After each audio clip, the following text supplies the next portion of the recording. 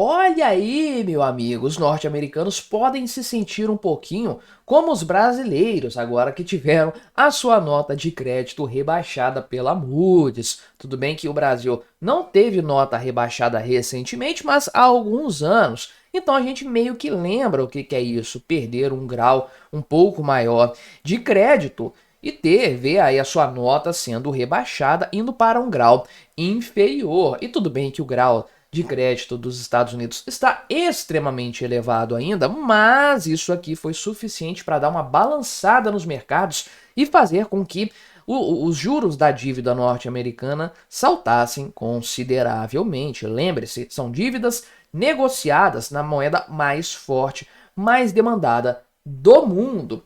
E há sim alguma razão para que isso aconteça. Primeiro, isso não é culpa do Donald Trump, é um problema que se arrasta há muitos anos e que agora o pessoal da Moody's decidiu se manifestar a esse respeito. Ok, o governo Trump afirmou, pode ter alguma razão nisso aí, que há um componente político nessa decisão, mas o fato é, o nível de endividamento dos Estados Unidos é extremamente elevado, e não há qualquer previsão para que isso seja revertido, pelo menos no curto prazo. O governo Trump não tem compromisso claro, efetivo nesse sentido. Primeira vez que a nota dos juros da dívida norte-americana é rebaixada pela Moody's desde 1917, um evento que não acontecia há mais de um século.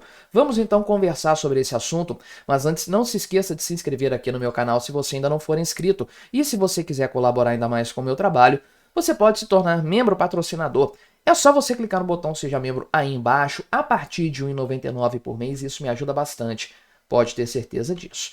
Então, salvo engano, tem uma agência que já rebaixou a nota norte-americana lá atrás e manteve nesse nível, mas eu não tenho certeza qual que foi, se isso aconteceu mesmo ou se é uma falsa memória minha. Só que a nota dos Estados Unidos foi rebaixada de um AAA para um AA+. Isso é AA1, né, que é a nota, a nomenclatura que é usada por esse pessoal aqui da Moody's. Então, era um AAA, AAA, cadê onde é que tá aparecendo aqui? Isso, AAA com um A maiúsculo, e caiu para AA1, que é a segunda nota mais alta. Então veja que não é como se a dívida norte-americana não valesse mais nada agora, fosse lixo, fosse grau especulativo. Não é bem assim. Muito pelo contrário, ainda é uma dívida pública muito superior à maioria, esmagadora maioria das dívidas estatais, sem sombra de dúvidas. Mas não é top do top, mas está no segundo patamar agora. E isso, obviamente, impacta de maneira geral na expectativa a respeito da progressão dessa dívida e, por consequência, na cobrança que se faz a esse respeito, na taxa de juros que é aplicada sobre essa dívida que é exigida pelo mercado nesse sentido. Então, o pessoal aqui da Moody's falou o seguinte, que olha só, não é culpa do Donald Trump, deixar claro isso aqui, e eles falam abertamente nesse sentido. Então, as sucessivas administrações, então governos sucessivos, não é Donald Trump que entrou dia 20 de janeiro e quebrou o país, não, sucessivas administrações. Eu me recordo disso aqui ser um problema desde o Barack Obama, isso porque eu não lembro das informações antes dele, mas Barack Obama passou por risco de shutdown, inclusive porque a dívida estava crescendo pra caramba, tinha que ter autorização para emitir mais dívida e continuar girando o governo, né? Mas as sucessivas administrações e o Congresso dos Estados Unidos falharam em chegar a um acordo sobre medidas para reverter a tendência de grandes déficits fiscais anuais e custos crescentes de juros. E aí eles preveem que em 2035 o ônus da dívida federal dos Estados Unidos aumentará para 134% do PIB, em comparação com os 98% do ano passado. Aqui tem a informação que eu falei, a confirmação dela. Na verdade, foram duas empresas que rebaixaram as notas dos Estados Unidos. A Fitch rebaixou recentemente em 2023, mas a Standard & Poor's tinha rebaixado lá em 2011.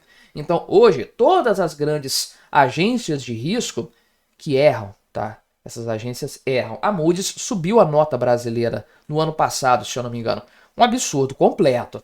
mas nenhuma dessas três agências mantém a nota máxima para a dívida, para o crédito norte-americano no presente momento.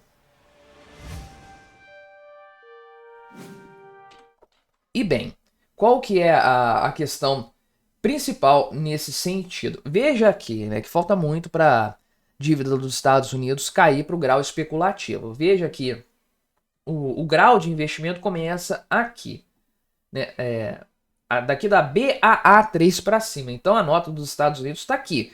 Tem que cair 1, 2, 3, 4, 5, 6, 7, 8 níveis ainda para virar especulativo. É grau de investimento e tranquilo. Olha só, qualidade muito alta, risco muito baixo. Não é um negócio que o pessoal vai levar calote. Não é assim que a Moody's está falando, mas teve um peso, sem sombra de dúvidas, na economia norte-americana. Qual que é o problema aqui que a Moody's identificou? Principalmente os juros sobre a dívida. A taxa de juros nos Estados Unidos está elevada, isso é um problema lá também, como é no Brasil, porque a dívida é gigantesca, dezenas de trilhões de dólares, e a taxa de juros incide sobre a dívida. Então, se a taxa é muito elevada, o serviço da dívida é muito grande, impacta demais nas contas públicas, é uma bola de neve que vai crescendo cada vez mais. Então, atualmente, olha só, em 2024, o pagamento de juros federais era equivalente a 18% da receita pública. Em 2021, era metade desse percentual. Então, em 3 anos, isso dobrou de tamanho. Só que em 2035, daqui a 10 anos, isso vai para 30% da receita pública. 30% de tudo que o governo americano arrecadar vai ser consumido só no pagamento dos juros da dívida, sem considerar o montante, sem considerar o principal da dívida. Então, é um negócio insustentável. Vamos lá, é preciso frisar isso aqui. Mas é a maior economia do mundo, a moeda mais forte, isso meio que dá uma contrabalanceada nesse problema. E se fosse o Brasil com esse grau aqui de endividamento, a nota seria D, provavelmente. É claro que o governo dos Estados Unidos criticou isso aqui, falou que essa decisão foi política, né? O Steven Cheung, que é o porta-voz do Donald Trump, falou que esse cara aqui, o Mark Zand, que é um economista da Moody's Analytics, é um crítico de longa data do governo, e aí esse cara falou que ninguém leva a análise, entre aspas, dele a sério, porque ele já provou estar errado várias vezes. E tudo bem que essas agências erram, mas esse Mark Zandi, ou Zandi aqui, não é da Moody's Ratings, não é o pessoal que faz das notas de crédito. Ele é da Moody's Analytics, então é um outro departamento, ele provavelmente não está diretamente envolvido nessa história. Como que o mercado reagiu a essa mudança, a essa queda na nota dos Estados Unidos? Reagiu mal, é claro. Então veja aqui que os títulos de 10 anos subiram a sua taxa de juros pela demanda do mercado nesse sentido aqui, até 4,49%. E um fundo negociado em bolsa que acompanha o S&P 500 caiu 0,6% nas negociações pós-mercado. Então, vamos saber quanto que isso aqui representa na prática quando o mercado abrir de fato, mas provavelmente vai ser uma queda sem sombra de dúvidas nesse fundo S&P 500, e a taxa de juros deve continuar elevada, pelo menos neste primeiro momento, até que essa notícia seja de fato absorvida. Qual que é o problema dos Estados Unidos quanto a isso? Não há qualquer chance de esse cenário ser revertido no curto prazo. O Donald Trump já falou que vai manter as suas políticas lá no passado de corte de juros, corte de impostos. Ele fez isso de fato. O problema, e eu explico isso sempre que eu falo do caso argentino, é que você tem que fazer medida de austeridade em conjunto com isso. Você tem que cortar gastos para cortar impostos. Senão você quebra o país. Senão você eleva a dívida pública num patamar absurdo e aí você não consegue, de fato, sustentar nem essa medida e nem manter a estabilidade da economia. A inflação vai continuar subindo, os juros vão continuar altos e essa bola de neve só vai crescer. O ideal seria cortar gastos, mas ok, o governo Trump falou que vai cortar aí uns 100 e poucos bilhões de dólares do orçamento.